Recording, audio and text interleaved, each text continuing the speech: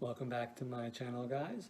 I'm Jerry, and today I'm going to talk about a spoiler-free review of Disney Plus's WandaVision.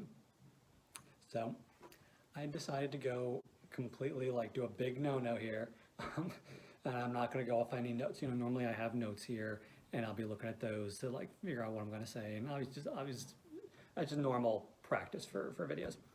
But I decided I already look like crap. I'm already very amateurish looking. Why not go the whole way? And I'm not going to go off any notes. So please, tell me if this off the cuff is something you like, or I need to go back to my notes. So spoiler free. So if you haven't seen WandaVision, no worries. That's the whole idea of this, is that there's so many spoilers everywhere, and so many people talking about the Easter eggs. What's this mean? What's that mean? If you want to keep yourself, watch it and see how it goes, then you can't really watch too much. So that's the whole point of this one, is a spoiler-free review. So the premise. So the premise is, they really don't even tell you that much about it. It's, just start the first episode and it's a 40s or 50s sitcom, a la, the Dick Van Dyke Show. I think the next episode, which every episode takes place 10 years forward, 10 years, each episode jumps 10 years as far as not in the time of Wanda and Vision and all of them, but in the kind of sitcom world it is. So, geez, the spoiler-free thing is kind of hard because I'm not sure what constitutes a spoiler or not. I'm going to put myself in a corner. But anyway, the concept is that at least the first handful of episodes, it's what is going on here, really? Why is Wanda, who we've seen in modern day Avengers movies, she was in Age of Ultron, and the Infinity War movies, so she's been in the last few Avengers movies, she's an established Avenger. So why is she suddenly in a 40s sitcom? And wait a minute, here's Vision, what's this about? I'm going to extend the spoilers to the movies and not say what happens with Vision in the movies, but he's here and he's looking good and everything seems fine. What in the world's going on? So the first couple of episodes are very much just in that sitcom world. And there's one or two little drops of things here that kind of pique your interest, but you really don't know what it is. And then as the series goes on, it gets more, as it gets closer to modern day, it also gets less kind of in this weird sitcom world, and it gets really into what's going on with Wanda, what's going on with Vision, the repercussions for the greater Marvel universe. So if you are somebody who's been watching all the Marvel movies, whether or not you've been watching the shows, if you've been watching the movies, you have to see this show. It really, if you didn't, I'm sure the next movie is going to do a good recap or whatever. I mean, these are professionals, but I think that you would be missing out if you didn't watch WandaVision and you consider yourself a fan of the Marvel movies, or if you've seen all the Marvel movies. Now with that, the flip side of that is that if you have not seen the Marvel movies, if you're not a fan of it, you're not going to get anything out of this show, really. It's too deep into the rabbit hole of the Marvel universe to really be good to anybody who's not familiar with it. Like me, I've seen all the Marvel movies, not the TV shows necessarily, except for the Netflix ones. But I've seen all the movies, and I'm a big comic book nerd, as I'm sure everybody's figured out. Comic nerd, I have thousands of comics, I've read so much. So I'm definitely invested in these characters in this universe, so I was already very much knowing what's going on.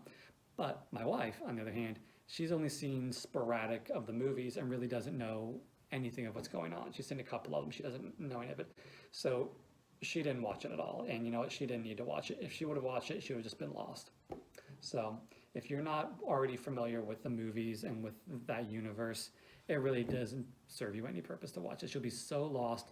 Now, if you like that, if you like going into something and have no idea what's going on, I suppose you could give it a shot. But if otherwise you're not going to like it. Might as well skip it if you're not already familiar with it. But like I said just a minute ago, for those folks who are already invested in the Marvel Universe, is the must-watch. Now, one thing that I was very concerned about with this, as we were coming up to the final episode, is that there's going to be some kind of a cliffhanger, and you weren't going to get a good resolution. So I'll put your mind to ease without any spoilers again, that there is a nice resolution to this. At least I felt very satisfied with the resolution. They obviously left a few things hanging for the purposes of the overall cinematic story narrative, because I don't know if there's going to be more shows that link into this, and we definitely know that the next Doctor Strange movie is connected to this, and they said that this leads into that movie. So, especially if you want to watch that Doctor Strange movie, you even doubly want to watch this WandaVision. So, I totally lost my train of thought. A problem of not having notes. There's no big cliffhanger in it. Like each episode kind of makes you want to watch the next one. That's just good storytelling. But the whole season, it doesn't end in a unsatisfactory way, at least for me. Like I said, they had some things hanging for the purposes of, the next movies, if they do any other shows, things like that. But the main story, the main issue of it is resolved, I feel, very nicely. Now, something also, which is spoiler free, Marvel movies are notorious for having post-credit scenes, and some of them even have a couple of post-credit scenes. The first handful of episodes do not have an end credit scene. I don't really consider that a spoiler because it doesn't have really to do with the show, but the later episodes do. So if you want to watch those, you don't have to. It doesn't really, you don't lose anything necessarily if you don't. Possibly the season finale, if you don't watch those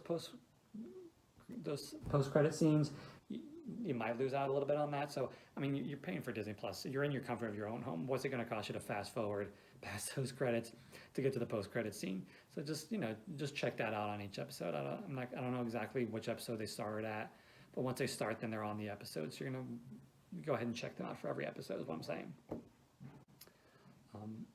And I think that kind of, for as far as spoiler-free goes, that's kind of all I can say on it. I thought it was an excellent show. The production value was amazing. I have no idea what the episode budget is, but it looked cinematic. There may have been one or two shots that, maybe there could have been a little bit more polished, but for a web series that this is, or on Disney Plus series, fantastic production value. Especially the last couple of episodes felt like movies. They felt like movies. So I thought that it was excellent production value. Also, there's a little bit something going into this. I really wasn't that huge into Wanda and Vision. I obviously liked him. I thought he was. Well, I guess I shouldn't say obviously. I did like him, but I wasn't like super invested into the show going into it. I really just wanted to see it because I thought the premise sounded amazing. Like, oh, every episode's a different era in television. I mean, I love television. I'm a TV buff. If you've watched some of my other ones, I've mentioned that I went to school for film, so I very much like TV and film and stuff. So the premise really is what got me. I wasn't so much sold on the characters, but I tell you, after the first couple of episodes, I consider myself a Wanda and Vision fan. Elizabeth Olsen, who plays Wanda, so stole this series, and she carries it so strong. Like, this made me want to see her in anything. I will watch her read a phone book now after. Oh, I'll give it a shot. That might be a little stretch saying I'll watch her read the phone book, but I'll give it a shot. Like, I went ahead and watched some interviews and things of her after watching the first couple of episodes on YouTube, plugged here, that I thought that made me endeared her to me even more, because even off the camera, she's as charismatic as what we get to see in this show. Because I have to say, after watching this, thinking back on the movies, they really kind of sold her short in the movies. She was an excellent actress. She has great charisma. She carried it very well. Her and oh no, I forgot his name. It's right there. I see it in my mind's eye. Vision, the actor who plays Vision. I'm so sorry. Chastise me in the comments. Come on, call me out. I mean, I'm already looking like, so amateurish on here. But anyway, so I keep wanting to say Bentley, something like that. But anyway, regardless, these actors were amazing, and they really held it, and it really drove the show. So to wrap it up, I'm about at my talk time. I'm going to say, spoiler-free review, that WandaVision was amazing. If you're a fan of Marvel, you have to see this. Not a fan of Marvel, I mean, if you really like television and stuff, then you'd probably have fun watching this because of the homage to the previous eras of television. But if you're not one of those things, then you could probably skip it. But tell me what you think in the comments. I'd love to hear different takes on it. We can have a conversation. please like the video, subscribe, comment, do all of that. Love your support so that I can make the better production value and I don't have to use my cell phone and a little small ring light, and I can get some stuff and actually make these videos look good. But anyway, thanks for watching. See you guys next time.